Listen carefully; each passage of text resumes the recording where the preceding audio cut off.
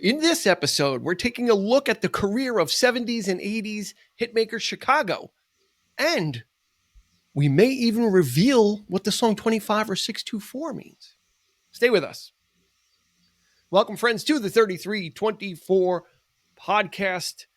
Thank you for joining us. If you're new, welcome aboard. If you've been with us for a while, we thank you for your continued support, and we look forward to that in the future. We're pre-thanking you for future episodes, Eric, right?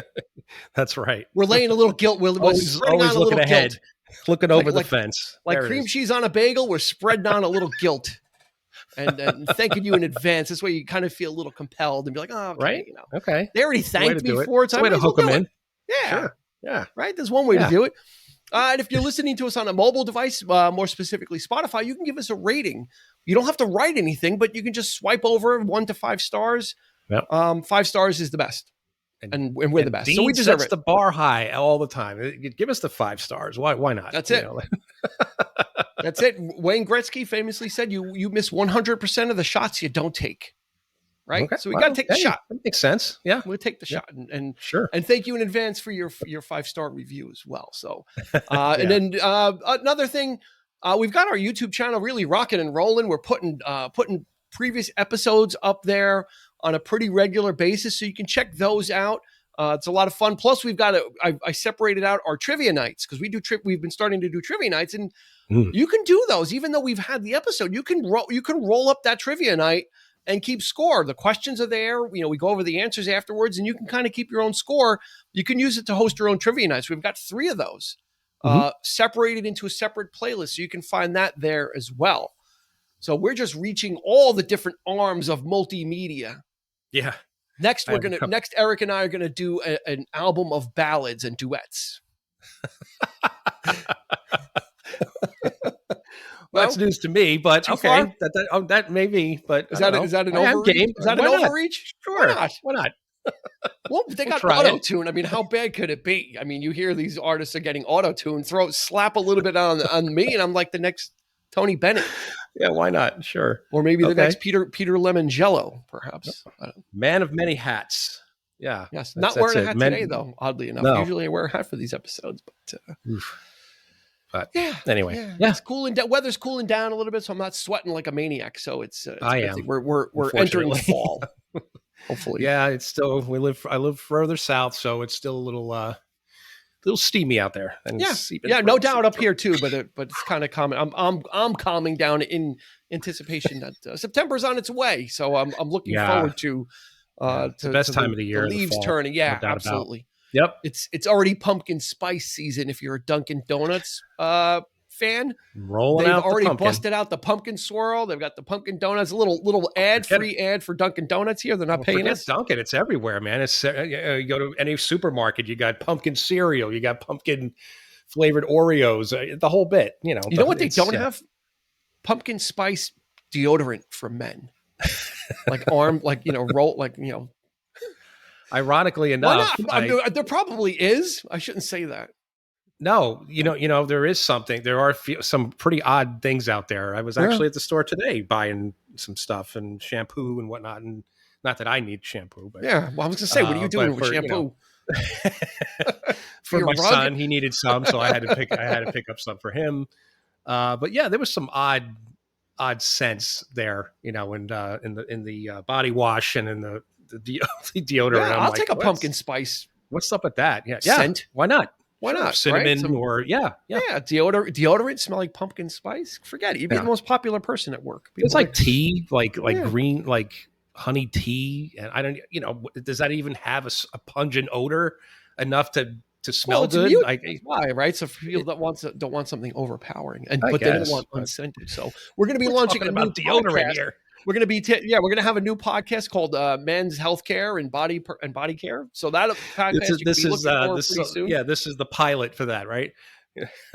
This is like when the characters make a cameo in a series, then they get their own pilot.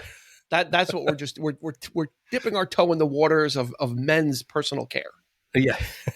Don't think it's working out so well. So we're going to stick to what we know. We're going to stay in our lane of music and movies. And in this episode, we're going to be doing another kind of career spanning episode. Some of these are fun. Some groups kind of fit more towards something like this than a specific album. And I think Chicago is one of those groups. No doubt. A very prolific group, but they didn't have, at least not until the 80s, they didn't have that one. You know, like they've had number one albums, but there was not, you can't pick one out because it's so damn hard because they're not titled. 99% of them are numbered, so you got to know what one you're talking about. That's right. It's kind of like the Peter Gabriel thing, right? Where it's just self-titled, and there's at least Chicago had enough respect to put a number after it. Put a number, right? Out, the Roman numerals, Gabriel was just like, I'm going to call each one Peter Gabriel. And you sort it out. It's from my album, Peter Gabriel. If you really cared, you'll sort it out for yourself. But Chicago is one of those groups, so we're going to kind of do a little bit of a career overview, mostly 70s, a little bit of 80s. Very interesting career trajectory. Eric has made no bones about very little 80s about his distaste for their 80s output. I am and you can make and we will make a strong case that this is almost a tale of two bands. No doubt. You know, and there were some tragedies that happened, and again, we can't have an episode without some acrimony. We will have a Jeff Lynne reference as well here. There's a connection there. So we're gonna bring out we're dragging out all of our greatest hits for previous subjects of Rock and Roll Hall of Fame animosity, Jeff Lynne, and the career of a group that's really I've really been getting into them a lot recently. It's easy to take them for granted. Would you say that? Oh, no doubt. Yeah, absolutely. Back in the day, I think it was around the 80s is when, we started getting into music. That was supposed to be our decade. And here I am, like I've always said, getting into the older stuff because I just, frankly, I think there's nothing finer. But, like you say, there wasn't one specific album that you could really dig into. It was more or less the greatest hits package. And I had pretty much, you figured that's it. That's all this band really is. But there's so much more. Yeah. And we just never knew that at the time. And that's what I'm learning underrated. Now. Yeah, absolutely. I'm in the process of educating myself about Chicago now.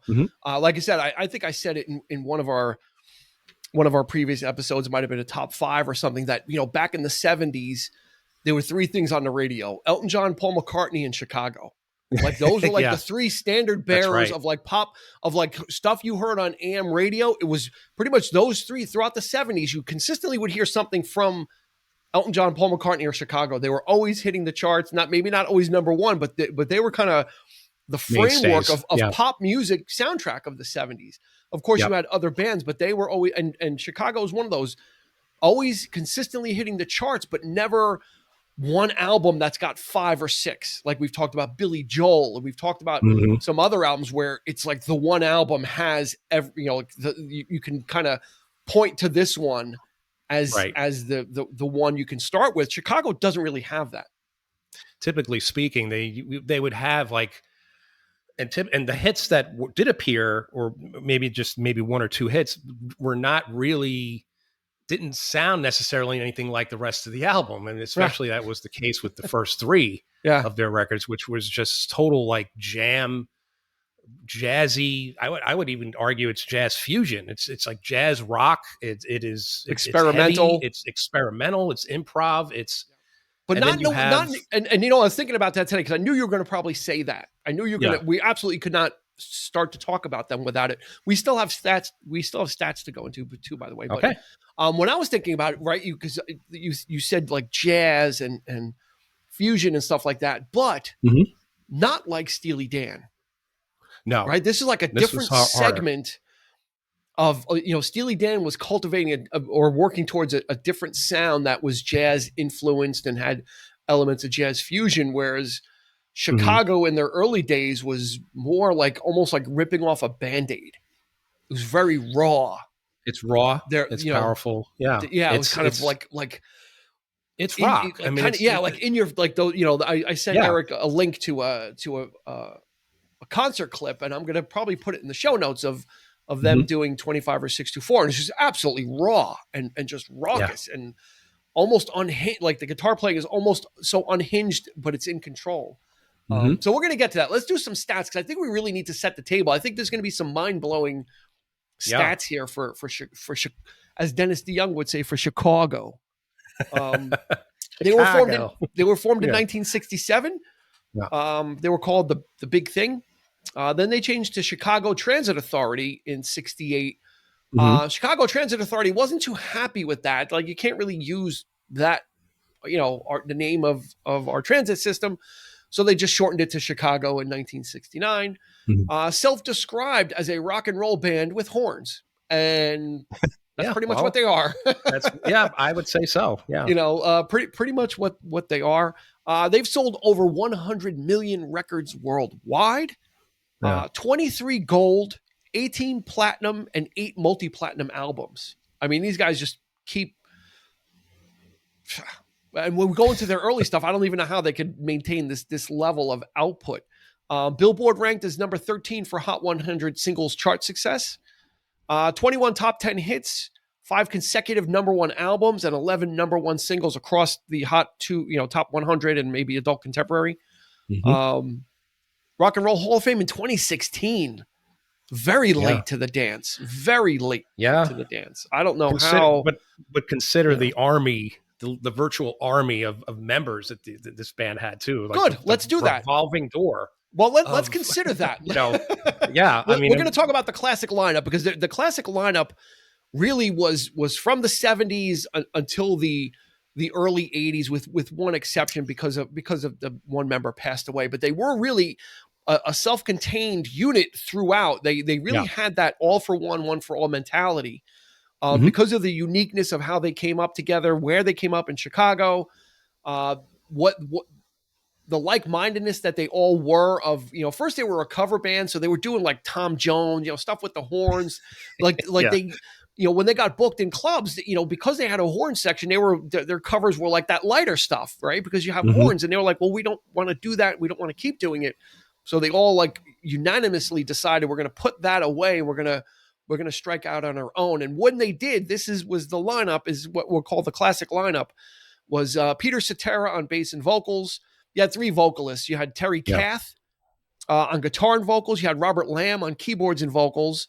Then you had Walter Parazater on woodwinds. He would do like sax and flutes. Yeah. James Pankow, who looks a lot like James Caan, on trombone. Yes, he does. Right? That's right. Lee Loughlin on trumpet, and the great Danny Serafin on drums. Oh man. Oh yeah. Yeah. These early performances, if you go look on YouTube, these guys were really just killing it. Like it was an odd bird, especially considering that they formed in 1967, started recording in 68. And, you were seeing, kind of the end of the hippie era. And for a band to come out with horns, but then a really scorching guitarist, was something of an odd duck. Not like Blood, Sweat, and Tears. We talked about them recently. Mhm. With the horn section, because on our top 5, one of your choices was that group Ides of March, and that's a brass centric song, right? Vehicle, and it was around that time, in that era, so we started to see those splinters of these subgenres of, okay, let's add horns to music, let's add, we'll go with ELO, let's take it from a classical music standpoint. So there was all these experimentations with rock and roll, but then what can we do? Prog, let's add some more freeform, keyboard heavy, synth heavy. Mhm. You started to see all these different splinters of genres come out, and Chicago kind of carved their own path. Yeah, they absolutely did. I've always admired that anyway. In the late 60s, you had, Traffic, and you had bands like, incorporating flute and strings or horns or whatever. I mean, and the more exotic they got, the better. I don't know. There's something awfully cool about that. It's that you could take these instruments that are considered passe, or, like of another time, like they're automatically deemed, ancient, not as hip, it were, and not hip, right? And put them in a rock and roll band and see what you can do with that. And sometimes it worked. A lot of times it worked. Sometimes it didn't work. But it depends. And I've always admired the musicianship of this group. Especially that early period, man. They just busted out with that stuff, and it's my probably my favorite type of music in general. I just love that period of like you said, like that rawness, that heavy rock and roll that just came out. And it wasn't like really loud, like heavy metal type rock, but it was because you had these instruments in there to kind of like balance it out. So you just had sort of that anything went like it was that lush sound. Yeah. The late 60s, early 70s, anything goes. Like artists were being signed that, you had horns, strings, singer-songwriter, like anything went. Like they would just throw anything against the wall, and if you were able to make a go of it, you just created a new subgenre of rock and roll. Like that's literally how it happened. Like there was no thought of the record labels didn't say, okay, well, we're gonna have like kind of horns with rock and roll here, and we're gonna have horns, rock and roll with cellos, and we're gonna have it's just these different artists took all their different influences and incorporated. Said, well, we want to do a rock and roll band, but we're also have 3 horn players, so let's push them together and kind of do what we really like. And the thing about Chicago, right, is they're known for their horn section. What they're not known for is their guitar playing. And that's I think the advocation we're going to do here is the criminally underrated Terry Kath. You need to go. You're not going to see it if you watch like official music videos. You need to kind of listen to some of that live stuff that Eric was talking about, where it's raw. Back in the day, late 60s, 67, 68, Hendrix came to America. Chicago, I think, was out on the West Coast, Whiskey Go-Go, any of those things. And Hendrix went and saw Chicago. And essentially, as the legend goes, Hendrix said, this guy's a better guitar player than I am, about Terry Kath. Like, where did this guy come from? How does, and what's he doing? Like, criminally underrated because he was in a band where the horns were such a focus of it, that had he been in like a Cream or a trio of his own, might have been a different scenario for him. Could be, yeah. He's just a beast. He was a beast on, like, oh my God. Oh yes, yeah. He's his technique too. Just watching him play. I don't know what his technique is. Like, it's just, that's the thing. He's so fast. You can't even keep track of. Like, honestly, he's so fast, you almost can't keep track. It's like, how does this guy? And when I'm watching footage of him, he doesn't really look at a lot of guitar players will look at the fingerboard, see where they are. He is like shaking his head up and down. His eyes are closed most of the time. He knows with the instrument exactly what he's doing. With the instrument, absolutely. So, if you come out with nothing, it's that Terry Kath was really the unsung hero, and he essentially was the leader of the band, and he had a great soul. He had the most soulful voice on Chicago. Color My World, Make Me Smile. The collaboration that Chicago did with the Beach Boys, Wishing You Were Here. Yes. He's got like this voice that just, I think Robert Lamb, one of his co-band members, called him a white Ray Charles. I so that's the kind of voice he has, like that. I could see that. Soulful. Peter Cetera's got a nice, really kind of refined voice. He made for pop music. Robert Lamb, who sings like Saturday in the Park, another smooth vocalist, soul. Right? Which I prefer. Terry Kath has like as gritty as his guitar playing is. He's got that bluesy, gritty, soulful voice that matches the style of music that he was into, which is just make me smile. Think the size? Do you think the size of the band might have had a factor in because typically in these situations, I mean, you want to say that players, how much attention do they really want? Are they giving their all for the sake of being noticed, or are they doing it for the band and they playing only what they need to play, what's good for the music, that kind of thing? I think there was a lot of that, like sort of like I should say maybe a little bit of ego going on. I think there was a lot of like I could hear some players kind of overplaying one another at this time. This was a time when a lot of this stuff was new and brand, and people were just out there to prove themselves too. So don't forget, I mean, you hear this kind of thing for the first time and you're like, what was that? People like Hendrix came on the scene and it just seemed like there was just one band after another that was kind of just taking it and run with it. And I don't know. I think in the case of Chicago, since there was only one guitarist, there was only one person bringing those thoughts, right, to to the table. And there was only one keyboardist, and there was only a set of horns. So I think as a unit, I think they were segmented it perfectly, where you didn't have two guitar players like battling it out, and then it gets to be like noise. It's like Terry Kath is the only voice you're going to hear on the guitar. It's going to be a consistent sound. Robert Lamb will handle the keys, and then the three guys will handle the brass duties. It's I can only imagine how difficult it must be to be in a band that big, because you got harmony vocals going on. You got everybody has to be in sync, and it's very difficult to do. It's hard enough for a 3-piece band to do that, much less especially when they did those like extended songs in the beginning, where it's just kind of free forming and doing it. Another interesting thing about this band is pretty much almost all the members wrote songs. So it was very much this one. You think you hear Peter Cetera all the time, like he was the main lead vocalist. He was not the primary songwriter, and for a while he didn't assert a lot of control. It was Terry Kath would get a couple, Lamb would get a couple, James Pankow, the trombone player, he wrote a lot of their hits. Believe it or not. So it was really a democratic endeavor. They really were on everyone was on even ground. I think Pankow was a great I think he was known as a great arranger. Yeah. And I could totally see that as a horn player, that to get those arrangements right, that you would also write a song that would also have to include harmony, with vocals and such. And so I could totally see he wrote some of their big hits. So we're talking about prolific. Their first 3 albums were double albums. Yeah. Wait. Yeah.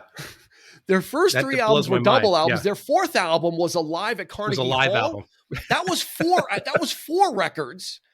And then their 4th studio release was another double album. Who the fuck does this? I'm sorry. So, there's how much music?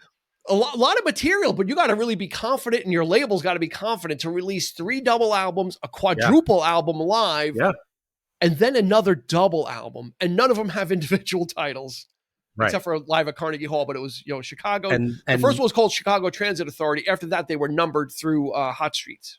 Yeah, I actually, first time I heard the first album was when they remastered. It was 2002, I think it was, that they started went back and through the catalog and remastered them all. So I bought the CD, and I had no idea that there was just so much more to this than just just beginnings, and just does anybody really know what time it is? But there's you got free-form guitar on there, which if you really want to know what Terry Kath is all about, check that track out. It's totally improv. It's weird. But man, he shows his stuff on that, and just the rest of the album is just there's a few covers on there, a lot of material. Of material to get through. Yeah. And then, like you said, the next two and 3 were exactly the same. Exactly the same. It's just a wild that the record labels would go on for that too, because that's there's a cost there too in printing that stuff and running it off. Chicago Transit Authority hit number 17 on the Billboard charts, but then after that they started ramping up. Chicago, or which would be Chicago 2, but it was just called Chicago, hit number 4. Mm-hmm. Chicago 3 hit number 2, Carnegie Hall hit number 3, and then the next 5 were number 1s.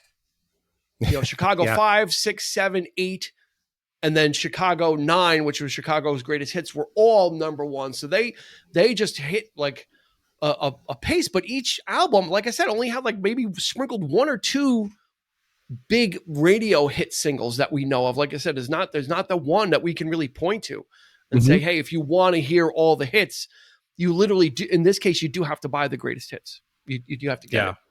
Yeah, the greatest. I mean, it was typically, like I said, like just one song or 2 songs that might have been, that became the hits. But there's so much. Oh man, there's so much to dig into, and it's just so rich. Even when they started, like, I guess when they made that sort of that transition, and that things started to get just a tad bit poppier, throughout the 70s, and even the ballads at that point are so gorgeous, as time went on, they were less of the sort of improv jazzier stuff. But there always was like maybe at least 1 or 2 tracks that rocked out, that had that heavy, sort of orchestration, if you will, if like the entire band just really kicking in. And and doing it right up to Terry Kath's unfortunate demise. But and because he would write, because they would have so many different songwriters, there wasn't one person that asserted control in that aspect. Yeah. So Terry Kath was still writing the heavier, bluesier, grittier stuff, and he'd get at least one or two tracks. James Pankow was definitely writing some of the pop hits, and Cetera was developing into a pop songwriter as well. So, and before they hit that pop stride, they were this was very much like an activist band. They were very politically motivated, very, very heavy on the politics. I think in the Carnegie Hall quadruple album, there was like voter registration information and how to get involved and how to vote. And they were really like heavy into that in the early days. And that kind of defined some of that renegade sound, that they were kind of fighting against the man, and kind of, we're going to have these free form songs and just go where they go and kind of roll with it. And and you said, as you said, over time, the songs start to shorten, they get a little poppier, a little glossier. But in October of 1974, all 7 of their albums were on the Billboard 200 simultaneously. That's wild. All 7 of their albums were at some position in the Billboard Top 200. So it's very strange. Like I said, for a band that didn't have those big breakout albums, people were just buying this stuff and just digging it. It seemed like stuff that was in the record, like in the record collection that you would kind of pull out that was somewhat recognizable, but then would go off in these other directions. Like they had that, they would get you, they would pull you in with Saturday in the Park. And then take you into different directions with all the other free form and abstract stuff that they were doing, which is really, really kind of, kind of a bait and switch. They got more focused in on the pop stuff as the 70s went on. They really honed that in. But in the beginning, they would kind of grab me. I'm like, I'm like Saturday in the Park. And then there's 2 albums worth of stuff that I don't know. That's right. I'm like, wait, that was the only song from there, Yeah. Let's talk about 25 or 624 really quick. Because back in the day, everyone knew this title of 25 or 624. A lot of different, what does it mean? Is it a drug thing? Is it about work? Is it what is the deal? And it never dawned on me until recently to actually research what it was, what the deal was. Do you know the story of what it means? I do not. You do not? Okay. No, let me have it. So we're going to reveal that. See, we give you value for your free podcast listening. We're not even charging for this, but this won't show up on our trivia night because we're going to ruin it for everybody. But so the title is, it's got the famous riff, just in case if people don't know, it was like their first hit. And so it's called 25 or 6-4. And what it was about writing a song late at night, right? Because there's the lyrics, should I try and do some more? 25 or 6-4, sitting cross-legged on the floor, 25 or 6-4. What it means is the songwriter is looking up at the clock and it's 25 to 4, 25 minutes to 4, or it's 26 minutes to 4. So it's 25 or 6 to 4. So it's 25 or 26 to 4. So it's like, it's 25 or 6 to 4. It's almost 4 a.m. We've been in the studio all night, and it's 25 or 6 to 4 a.m. Should we try and do some more? Should we keep going? Should we keep recording? Isn't that cool? You think it's something a little bit more involved, mystical, more, and there's some kind of what mystique, is it? And it's just so simple. No, they're in the studio. Like, should we keep going? When should I quit? When should I quit writing tonight? What time is it? It's 25 or 6 to 4, 25 or 6, somewhere around there. It's late. They could have just called the song "It's Late," and it would have been probably there you go. Easier to discern. So, and yet it's one of the most energetic songs they ever did. Yeah, you got a song about writing late at night, and they're just like, this thing rocks to no end, and it's just so, it's a scorcher, and widely recognized as one of the greatest like solos in there. Again, even the studio version. If you've heard the live versions, as we spoke of, Dean sent me that YouTube video. I watched it before. And he just goes off on, but even the studio version is just that with that wah-wah pedal kicking in, and just that and he just keeps it going, man. And he was minimal on the effects, Terry Kath too. So he was like a pure, like one of those pure guitar players. Didn't have a rack of effects. Kind of didn't have a rig. The sound he was coaxing out of the guitar, or customizing the guitars. There's a great documentary, called The Terry Kath Experience about his daughter. Yeah. Looking into his legacy, finding out what's going on. And there's one of his legendary guitars that disappeared, which was a Telecaster, and he had it modified. He had one of the Telecaster pickups taken out, and he had to put a double coil in, which gave it a totally different sound. Legendary guitar disappeared when he passed away. Part of the documentary about that is the search for that guitar. I'll put a link to that. It is free to watch on Freevee, which is a subsidiary of Amazon Prime. I'll put a link in there for that too, because that's a really fun watch about someone researching their history, because he died when she was just months old, so she never got to know him. But the things that people say about Terry Kath, he died of a self-inflicted gunshot wound. So we'll get there. 1978, January of 78.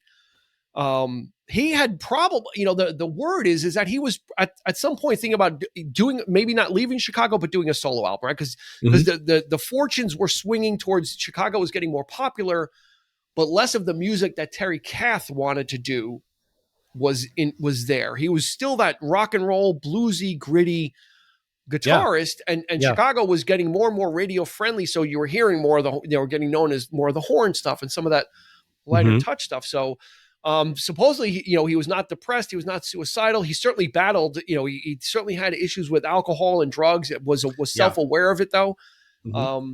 But then one morning in January, went to a friend's house. He liked guns just because, it was a thing back then.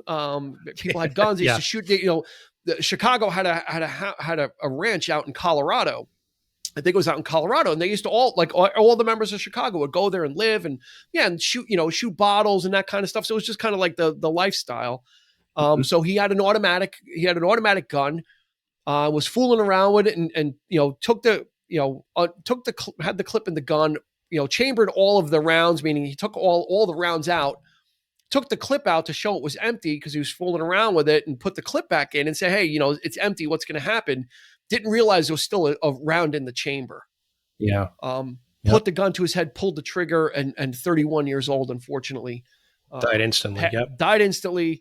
And his friend who was with him at the time told him, put the gun down, man. What are you doing? He's like, no, there's no, it's empty. It's empty. He showed him an empty clip, and he put the empty clip back in, but there was still a round chambered, which he was not aware of. Essentially, it threw Chicago into a spin. Really, I mean, even though he wasn't the most prominent member, because he didn't seek out the spotlight, but he was the driving force of Chicago. And in 1978, after that, they're ready to break. They're like, what should we do? Of all people, who urged them to carry on? Who was that? Fellow trumpeter Doc Severinsen from The Tonight Show. Really? He was a big fan of Chicago, obviously, probably because of the brass. They were very friendly, and Doc Severinsen came to the band and said, "You guys should probably, continue. It's what he would want. You really should soldier on." And they kind of took comfort in that, and they heeded Doc Severinsen's advice, and they regrouped, and they put out their first album post Terry Kath. It was the first one that had a title called Hot Streets. It was decidedly disco, and it was decidedly a mess. The loss was felt. They replaced him with I forget one guy for a couple of albums and someone else, and it was just not, the guy's not replaceable. No, so there were either Terry Kath was going to leave Chicago anyway and go on a solo career, or his untimely passing. I think things were going to change anyway. Yeah, well, I think he wanted to do. He might have just gone off and did his own thing. Maybe that would have been good enough for him to come back to the fold, and maybe not. Maybe they wouldn't have been so prolific in their releasing, because they were putting out albums like one right after the other. So perhaps he needed that break, and perhaps they would have regrouped and did something. I don't know. But to say that nobody, I feel like because of that, they were never the same band again. That's when they started. That was the transition that the 80's were coming in, and it was just like they were a totally different. Yeah, they on Hot Streets had the one song sound. Yeah. They before they got to that glossy sound, they were on their way with Hot Streets had the one song Alive Again, which was a tribute to Terry Kath. That I am alive again, which was kind of a minor hit, wasn't anything big, but doesn't really go too well. 1980, they released Chicago 14. It tanks as well. Columbia drops them. Said, okay, it's been a good run, fellas. So things are really starting to kind of collapse. Yeah. In Chicago town, in Chicago land, whatever you want to call it. Yeah. 19. In they put out Chicago. another. Yeah, in Chicago. They put out another greatest hits. Columbia says, you know what? You owe us another album. Let's just do another greatest hits of your later stuff. So that would be essentially Chicago 15. 1982 comes time for them to regroup for Chicago 16. Yeah. And they're signed by Warner Brothers, and Warner Brothers pulls a cheap trick on them and says, we want you to start working with outside songwriters. They also connect with Uber producer David Foster, which was a blessing and a curse at the same time. The glossiness of the 80s came full bore on Chicago.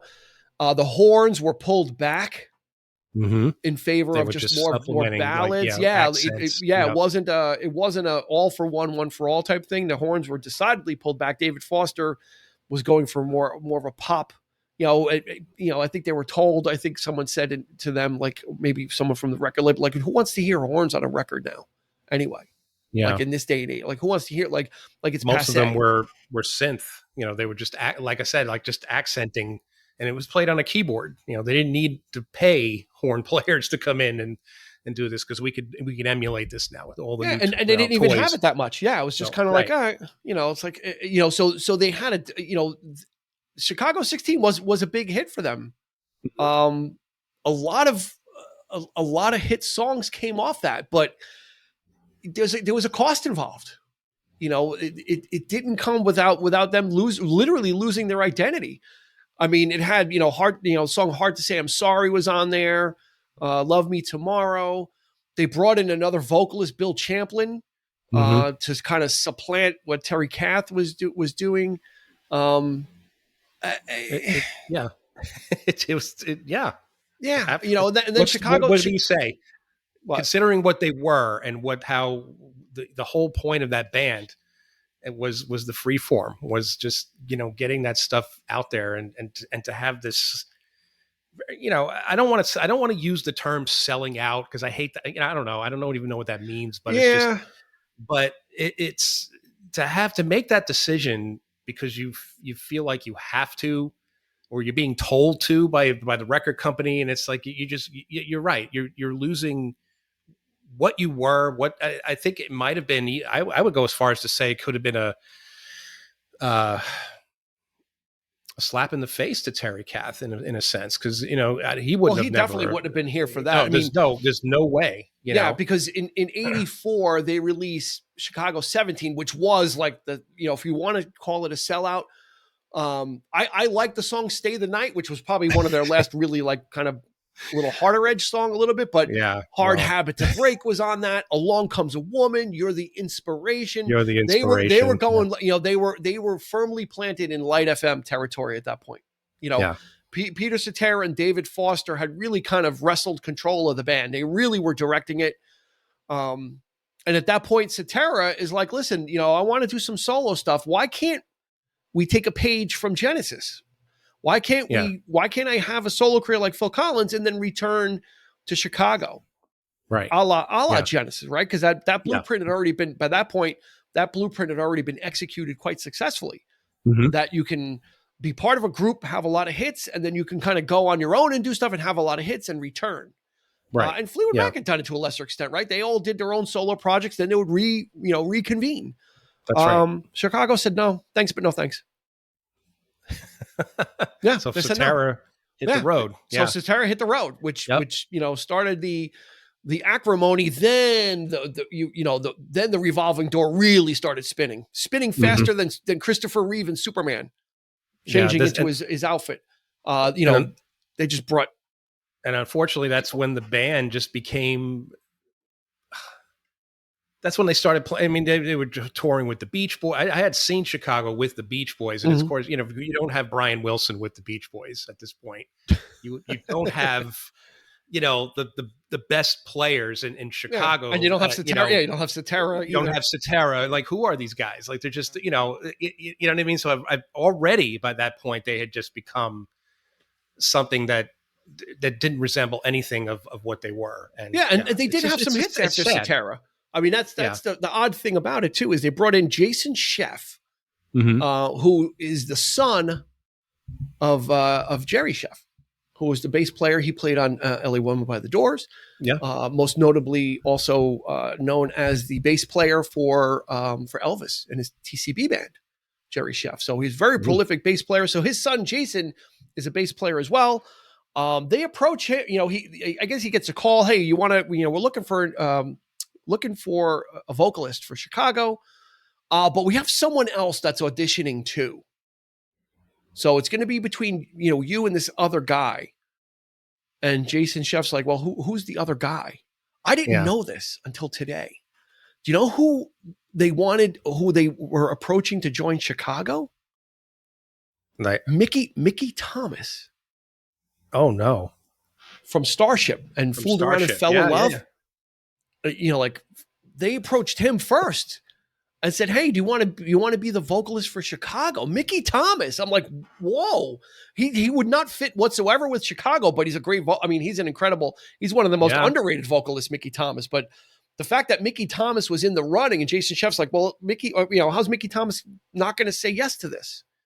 But if you're talking 84, 85, Starship was like, we built this city. They were still kind of going strong. Like, they were on their own path to self-destruction anyway, but they were, they were having hits. They were all these 60s bands were like, just, they were just struggling to hang in there. And they were just pushing the controls down and dive bombing into the 80s, just kind of crashing, kind of like, that's right. Kind of like the Enterprise in First Contact. Yeah. It's amazing. Crashing down. I mean, the careers were just all these legacy bands like Chicago and Starship had all these really poppy, very unlike their origins hits. Everybody in Starship, like Grace Slick and Paul Kentner, they would denounce all that stuff like years later, like, oh my God, that was crap and what we were doing and Yeah. Chicago, they were driving these careers into the ground, and then so Mickey Thomas actually passed. He said, "No, I'm kind of doing okay with Starship. We got that song Sarah. We got a couple of hits here, so I'm gonna stay with that." So then Jason Sheff got it, and he kind of is a Cetera sound alike. He's got the same kind of timbre to his voice enough that he could kind of. They had that I forgot what they did a redo on their album, with their first album with Sheff. They re-recorded 25 or 624. Yeah. It's like, okay. So, what the sad thing for me too is not only did they change their sound, but they weren't unique. They changed their sound to sound like everybody other bands, like everybody else, like Survivor or REO Speedwagon or all the power ballady stuff. Exactly. All those kinds of bands, and they're just so generic. So, it's like you're not even trying to do something different. I could understand if you wanted to try to completely change your sound and really believe in it and say that this is something that we're that sounds unique or whatever, but you're not. You just, to me, that's the record company. That is like, no, this is what's popular, so this is what you need to do. And then I don't know. You just lose your. I guess you make choices as a band too. Do we? The integrity's gone. Like we said in our Cheap Trick episode, like Cheap Trick kind of did it once or twice, and then they went back to what they were doing. Said, we're not going to play that game. We're going to go back and make Cheap Trick music. You're talking about a career. You're talking about a paycheck. What do we do? Do we want to keep recording? If we do, here's the parameters. We got to use some other art, and they did go. I mean, it wasn't like after this, every album had all these different songwriters. The core songwriters did return. Bill Champlin also was a prolific songwriter, so he was recording too, but the sound had changed, right? You could put on something from the 70s from Chicago, like one of their hits, and you would know it was Chicago, like Feeling Stronger Every Day. Like when that song opens, that's Chicago. Like, it's them. But if you hear like Hard Habit to Break, you don't know who that is. You don't know if it's Chicago or somebody, 38 Special at the time, because they had done the same thing. They had kind of sold out a little bit.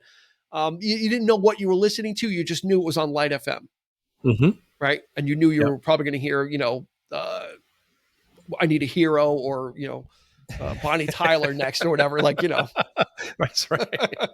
like, Yeah, I mean, like, pound for pound, you put on like, okay, let's Hard Habit to Break, or You're the Inspiration. Play that next to anything. anything, even one of their ballads, like if You Leave Me Now, which is absolutely stunning Gorgeous. Yeah. as a song. It's one of my sister's favorite songs of all time.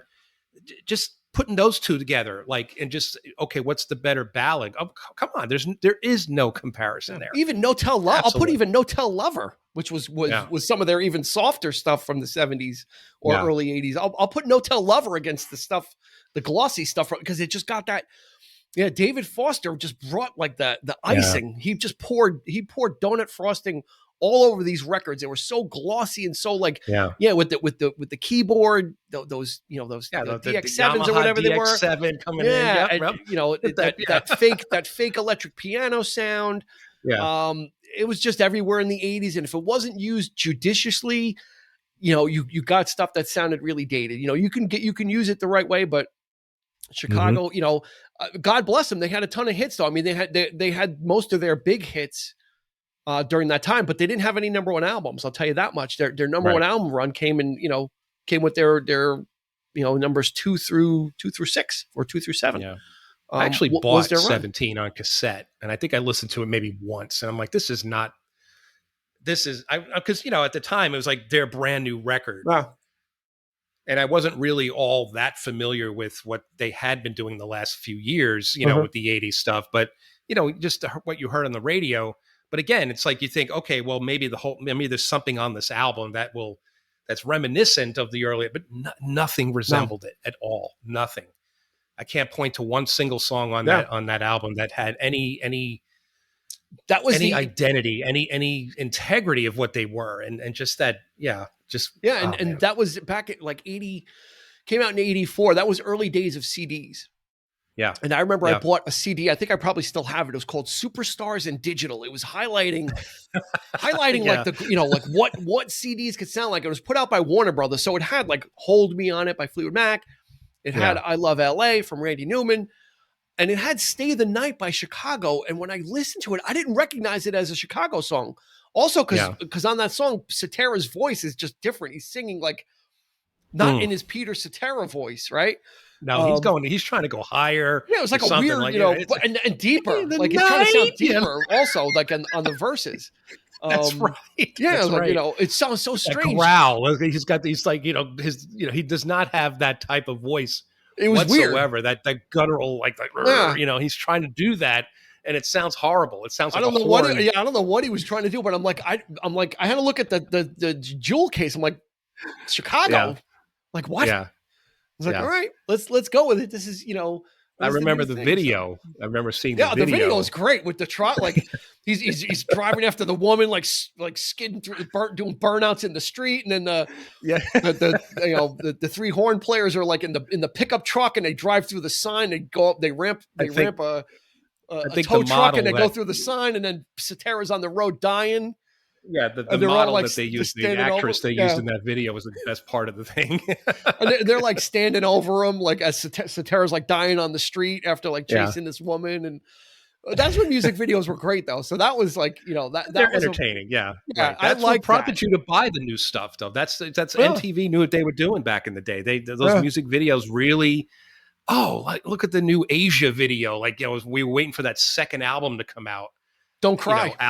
Don't Cry, and it was great because that was like Raiders. That music video was like Raiders. I was like, oh man, this is cool. So you buy the album. The album was terrible, and it's like, I just listened to that one song. What a disappointment! Like I bought the first Asia album. I never got to the second one. Just after Don't Cry, I was like, that was enough. Not for me. worth the wait at all. And when we went to see them, it was even worse. So it was like, oh my god, yeah. So I didn't go back after that.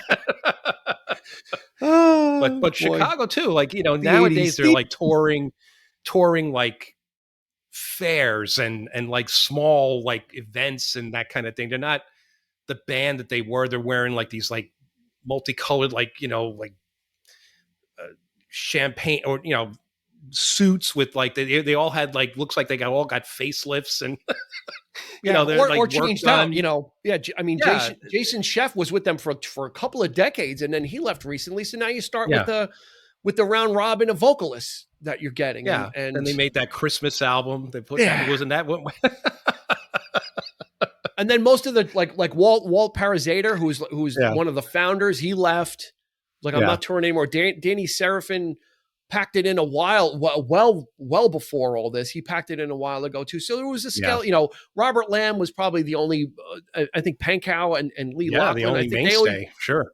They may have hung around. So they're basically a touring under the name Chicago with like Robert Lamb, basically, like with no one left. So right, and he looks like David Foster. Like now he's got that just that look to him. It doesn't look like he like a hippie like back in the day. Not the long-haired kid that he used to be. Long hair, or even like there's no semblance of that whatsoever. They're just, and do not let this stuff fool you guys. I mean, check if you're not familiar with the old stuff, do yourself a favor and check it out, because this stuff is not indicative of who they were and what, before 78, when he tragically died, Terry Kath, their entire catalog up to that point was just gold. It's just gold. Yeah. So let's do the rock and roll. Talk about the Rock and Roll Hall of Fame really quick. We'll talk about the Jeff Lynne connection, and then maybe we'll select 3 songs that we really like to point people in the right direction. So, of course, Rock and Roll Hall of Fame time comes around 2016. They get inducted. Who doesn't show up? Mr. Peter Cetera, Mr. Angry Man himself, could not bury the hatchet long enough to just go and accept the award and perform just once. Like they just I feel like a broken record. Like every time we talk about these bands, like why can't you just put your shit together put it aside for one night? As if he, and just the thing of it is like as if he became like really big after he left too. Like I think he put out like one or two albums. He had a couple of hits, but then he tailed off pretty quick. That was it. He tailed off. Then what happened? So to have that stance, like to have that attitude, even then, like I'm better than you. Like okay, and he was an original member too. He was there from the beginning. It's like go there, put it aside, celebrate. Do the show, rehearse, and then walk away. You never have to talk to each other again. So, all right, let's get to what everybody's been waiting for. Everybody's been waiting since the beginning of this episode for the Jeff Lynne connection here. Yeah, I'm curious myself. You don't know it? I don't. Really? What's the connection? Really? That's I don't. Interesting. There's a direct line between Jeff Lynne and Terry Kath. And that is Terry Kath's wife, Camellia Kath, who Jeff Lynne now dates. Oh, okay. Or maybe even married her. I wouldn't have known that. So after Terry Kath, after Rosie Vela, Jeff Lynne, you got to give the guy credit. Exactly. Yeah. After Terry Kath died, Camellia Kath actually married Kiefer Sutherland, and they had a child. They were married for a while. They were married for quite a long time. They had a child, and then they got divorced eventually. Then around 2008, she said, "You know what? I've had the rest. It's time to be with the best." Started dating Jeff Lynne. Now I was just looking it up today. There's some articles that say they're married. I don't think they got married. I don't think they're married. It's, I think they're just dating. But does anybody even use the term married anymore? I mean, I think if you do, I hope if you get married, I hope you use that term married. But domestic partner. But I don't think they ever made it official. Although why not? They've been together for quite a while. Yeah, they've been together. So there's your connection there. That he is, he's taking care of Camellia for Terry Kath and making sure that and they've been together a while, so I guess they get along famously. And Joe Walsh, there's that whole crew of people. They all hang out together. Yeah. They're all like, I want to be involved. I just want to hang out with them. I don't want to say anything. I don't want to pretend I can play music. I just want to hang out with like Joe Walsh, Ringo Starr, and Jeff Lynne and just see what that is like. Because there seems to be like a, Joe Walsh's wife is when did Ringo that happen? Starr's wife's sister. Right. And now they're related. That's wild. Yeah. It's like, what the hell? When did that happen? Ringo Starr's wife and Joe Walsh's wife are sisters. Yeah. Go figure. So that's crazy. Joe Walsh. That's crazy. we should do an episode, The Wild World of Joe Walsh, and just Why find not? like all the story, just Yeah, story man. after story about like what this guy did. Like it would be crazy. All right, let's talk a little bit about music, because we really kind of dragged them, and we haven't really dragged a group like this, but it's a sad tale. Yeah. I mean, they had great success, so we want to temper that with that success came at a cost. Mm-hmm. The cost was there was a radical change. And again, due to Terry Kath passing away, but again, it might have been inevitable, because, like I said, he was already working on a solo effort, and was probably even his wife said he was done with horns at this point. He's like, I don't want a band with horns in it anymore. It had run its course. So yeah, they might have soldiered on anyway, and we might be in the same position that we were in. But for people that are looking for stuff, give me 3 songs, just quick off the top of your head, or if we didn't prepare anything, but what would you recommend for people to listen to? Beginnings is one. Beginnings, good one. From the first Only album. the beginning. Yeah, just in case you didn't know that, right? Yeah. Color My World. Great. I love the slowness. It's like almost like a waltz kind of thing, but it's really nice, really good. It's really a short song. Yeah, there's not a lot to it. It's a very short song, but it's great. It's really great. Yeah. And by James Pankow, by the way. Pankow wrote that. Feeling Stronger Every Day. Oh, you took one of mine. Sorry. Another one co-written by Pankow. It's a killer. Yeah. I also love Does Anybody Really Know What Time It Is? I can go on, but yeah, I'll go with those 3 right there. I'll take Does Anybody Really Know? You can have your No, you can have that one too. I love Feeling Stronger. I just really like the vibe of it. It's just really, really great. Yeah. I'll go with for early Chicago, I'll go with Make Me Smile. Okay. Yeah. Because that one is so odd. It's one you've heard, but you don't, because Terry Kath's vocal is so wild in it, you don't associate it with a Chicago song. Yeah. It's just, it sounds like something else. It sounds like Chicago, but the guy singing doesn't sound like he belongs in Chicago. Right. Yeah. Baby, What a Big Surprise. That was one of the first songs I ever remember. Like in the library, they had that album, Chicago. I forgot what number it is, but it's also called Maps, because it's got the map of Chicago on it. Mm-hmm. And it's the opening track. And I used to put that on when we used to go to the library, and that was all I listened to. Like, I only listened to that song. So Baby, What a Big Surprise is a really good one. And from the same album, actually, Old Days, which was written by James. By James. I had a feeling you James picked Pankow that one. wrote that one as also. So check out James Pankow. The guy didn't sing a lick. He was on the trombone the whole time, but the guy could write a song. I'll tell you that much. The guy, that's right. Great thing about this horn, he bent that bone on these songs. What did he do? He bent that bone. He bent that bone. Okay. Okay. Yeah, you know what I'm talking about. Come on now, get your mind out of the gutter. Why? That's where it lives. You're gonna evict me? But that's the great thing about this band is that non-vocalists are writing great songs and then giving them to Cetera or whoever and singing it.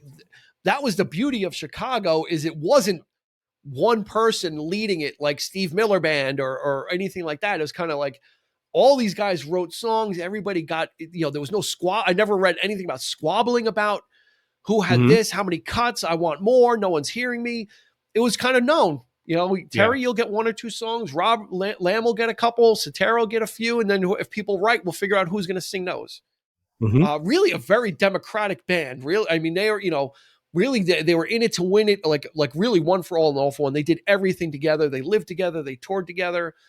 They recorded together back in the day. It really was truly a collaborative effort. And that's really what you like to hear about these bands. We've talked about the internal squabbles. But back in the 70s, Chicago was a tight, focused unit, and everybody had something different to bring. And that's the greatness of it is the dirtiness of Terry Kath, the brass section. Danny Seraphin's sometimes unhinged but really tight drumming, and then Cetera bringing the pop chops and the pop sensibility to it. Mash that all together, and you've got something. Again, you've got a genre of music that didn't previously exist in the late 60s, early 70s. Right. That's right. I mean, the 70s was, you can't say enough about the 70s. It always goes back to the 70s. I guess if we get the DeLorean, that's when you're going back. What are you going to 71? I don't know, man. 1.21 gigawatts. I don't know if I'd want to Great Scott. relive the Yeah, but if you could go back now and relive it, like not be a kid. Yeah, but if you can go back, not be a kid, not be the age you were. Yeah. But go back now, like as you are now, and be able to appreciate what's happening, like with the knowledge, not be like, oh, I want to be 5 again. It's like, no, meaning go back. I would love to experience some of the things that, be a part of, some of those things. And then, we obviously be more knowledgeable about the music too. So we would know exactly who we're looking for and what we're looking for. Just start showing up at studios. Hey there, no. Be like Forrest Gump, like throughout history, like in all these different recording sessions. Oh man, I feel like we'd be going to see these shows, like stuff that we've never got to experience. And we've seen a lot of great concerts over the years, but it was a different time back then. It was a different time. Like I said in the beginning, it was a free for all. It was kind of anything went. Yeah, you go to Central Park and somebody's putting on a show, like it could be a free show. And and all these bands would appear and, things like, never mind Woodstock. And, but there was always something like that happening, festivals and things of, that nature. And, but yeah. Festivus for the rest of us. Yeah. Yeah. And to experience these bands as they were, just starting out or in their, just not in their prime, but just, the rawness and hearing that. Yeah, they were hungry. They didn't know what was ahead of them. I want to hear that, man. I want to hear like, the early stages. I don't want the Apollo like go into a big arena with a big light show. You just opened up. You just opened up the door, and here it comes. What band would you have liked to have seen in their infancy before they got popular live? I would think you would have said the Who, but yeah. I never did get to see the Who. Even but now, but see them before. Oh, I'm sure. Like before they took, in that raw, unformed stage. I would have loved to have seen Genesis back in the day, Pink Floyd back in the day, before Dark Side of the Moon. They, Chicago, something like that, or Led Zeppelin. The Rolling Stones, before they were formidable bands. They were gaining popularity, but I would have loved to have seen these bands back then. Like when those great albums, like those masterpieces that we're talking about today, just came out, and they were touring that stuff when they weren't really touring the album necessarily because they had to. So, because they would tour, but you didn't have to play the album either. It was two separate things. You recorded a great album, and then you went on tour.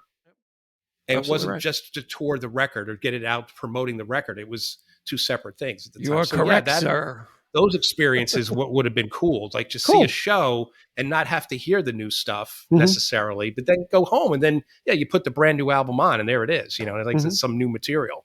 Cool. So that, there you go. Yeah. What about you? I would just say one. I would just, if I had to pick one and say, you're going to go see this band before they get big, even before I was thinking even before they signed a contract, right? So when they're really working it out, I would say the Doors. Okay. That must have been something. That must have been something to see. Yeah. Yeah. It must have been, equal parts weird, mesmerizing, and wild. Like probably not knowing like you're in this small, because they played these small. It's like these guys were playing big venues. They were playing like bars. Yeah. And you Whiskey go see a band and a guy, it's, with this weird experience. I probably would have liked to see like, as I am now, to go see the Doors and be like, wow, what the hell was that? That was pretty wild. I almost feel like though the Doors did they ever really hit that popularity where, I think they sort of became more popular after the fact. No. Oh, they had a couple of number ones. No, they were doing well. No, were they playing were they really playing the huge arenas at that point? Yeah. Like later in the career? Okay. Yeah, and then once Morrison got arrested, then everybody turned their back on him, and then it became, so they reached the pinnacle, and they were playing those arenas. So, but then they just became not welcome. After the arrests and all, like they were their own worst enemy. But that's an episode for another day. We kind of started veering off. I asked one question, and you see how it led to just all this other stuff. We would not stop had. If we were not recording, this is how our conversation talking to the wee hours of the morning. That's right. Yeah, about this, but that's going to do it for this episode about Chicago. Go check out their stuff. We can make a playlist, but you can easily find one of those on Spotify. There's one called "This Is Chicago." It's got a lot of the newer stuff on it. I suggest instead of getting the playlist, get Chicago's Greatest Hits. It's the one with them on the album cover. It looks like they're painting their logo. Like, go with that. Don't go with the playlist because you're going to get all the newer stuff. And we really advocate to really get them in their purest form, their original lineup when they were all really there of one mind. So go check that out. And since you're on Spotify, well, we've got a whole bunch of other episodes. You can kind of, throw a couple of episodes or two on as that, of that as well. We would appreciate it. As always, you can find us on Facebook and Instagram at 3324 Podcast. So you can interact with us there as well. Like I said in the beginning, we do live shows every other week. We do trivia nights, all kinds of fun stuff. Next, we're going to do axe throwing, virtual axe throwing. Figure out how to do that, but everyone's going to need to buy an axe that wants to do it. But I was going to say we should just go bowling. There we go. Take it to the bowling alley. Something dangerous like axe throwing. That's the new. That's the new team building thing is axe throwing. So, but that's going to do it for this episode, right? What do you think? Yeah, I think so. Any other activities? I'm done talking. Done talking? All right. We're done talking. Eric wants to do bowling. I want to do some axe throwing. We'll figure out what the middle ground is where Eric throws a bowling ball and I throw an axe at him. Well, if you throw the axe and chop the bowling ball in half in midair, then you got something going on there. It splits and makes a strike. So that's we're coming up with new sports as we talk. So that's going to do it for this episode. Before we get too silly, we're going to let you go. And like I said, thanks for checking us out. We appreciate it. You can find us online. You know where we are. You know the rest. You're going to hear it in a couple of seconds anyway. So for Eric, this has been Dean, and we will see you on the flip side.